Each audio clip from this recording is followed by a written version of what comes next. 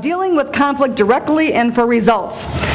So let's imagine that Diane and I are having a little riff about disagreeing on something. You know, there's a couple ways she can handle it. She can come right to me and say, hey, Roxanne, I disagree with this. Here's what I recommend. You know, I feel very strongly about this. I think you completely got your head up in the clouds on this one, not making any sense. I'm very sad about the choice that you made about that. Here's what I'd recommend. Now we can have a conversation. If instead she starts dealing by telling Julie, and then she tells Jennifer, and she goes around, that's going to create a mess. Now here's the thing that's really interesting about that. The research on gossip is pretty interesting. Why do people gossip? What is the psychological reason for people gossiping? Anybody know? Oh, you guys got this one down. They're like, we know, yes. They don't feel good about themselves. That's right. And so therefore they need to put someone else below them, and they think that takes care of it. How do they really feel after they've done that? Worse about themselves, okay? But here's the really interesting stuff. What about the people who listen to them? How incongruent is that? Okay, and because they're not standing up and saying, wait a minute, Diane, you need to go talk to Roxanne right away. We go take care of that right away, and just stop listening to it, move this on, let's get this done. Now, I do want to make a disclaimer here. You do have to manage people, okay? So as managers, you do need to confront things, and so that means that you don't, not talk about it. It means that sometimes if I need to come to you and say, hey, we need to go have a conversation about Julie because she's not getting her done right now, and so let's talk about this. That's not gossip as long as the intention is we're moving on and we're just looking for resources of information to get it done. Now, if this goes on and on and on and on, then it's not resourceful anymore, right? Make sense? And also, I just want to make sure that we're clear, too, that as employees, that if they see something and they confront something and it doesn't get done, they do need to then deal with it as opposed to go, oh, I can't say something because we don't complain here. Make sense?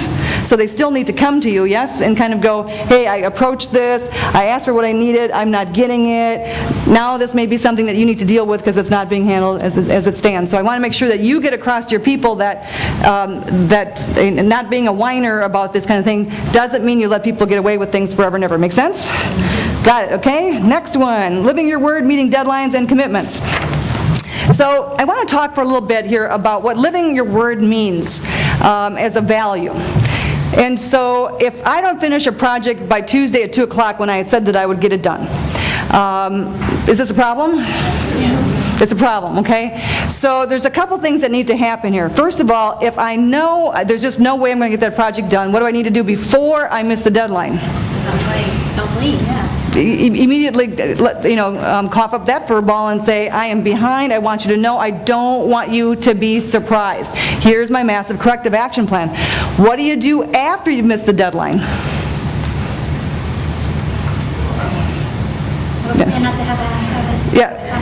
Bring it up. Okay, don't cover it up. Bring it up and say, I am behind. Here's what I'm doing to get caught up. Okay, so not doing that in your weekly reporting, not doing that in your monthly reporting is incongruous with integrity. And so getting people to understand that, listen, we don't expect perfection. We do expect honesty and integrity and living your word. So if you're blowing it, we all blow it. Do we all blow it?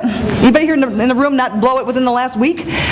Me neither, okay? We all make mistakes, but are you, when you're blowing it, going, I blew it? And so that's what living your word means.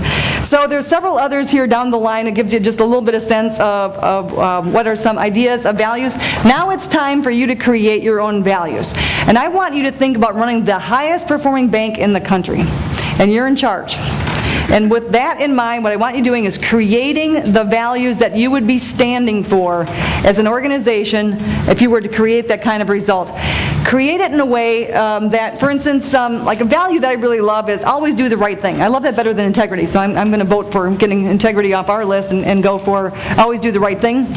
Because always do the right thing. Do you know when you've done the wrong thing? Yeah. Oh, you've known that when you've done the wrong thing. So, like, for instance, if you have lenders who have goals that they have to meet in order to continue their jobs or to get their incentive pay, they know whether they're making a bad loan to go get that commission, right? They know that, okay? So when you're really getting clear with them about always do the right thing. Years ago, I did some work with a car company. And this guy he owned car dealerships all over the country, very, very wealthy man, and he was this really small, little gruff guy. And I'll never forget what he said in front of all of his dealer owners one day. He said to them, listen, no, just, this is a quote, "I don't want you screwing anyone. I don't need their money that badly." Okay? And I remember listening to that going, well, he got his point across, didn't he? Okay, he got his point across. And to this day, he's still prospering in the car industry, which is kind of hard to be doing these days.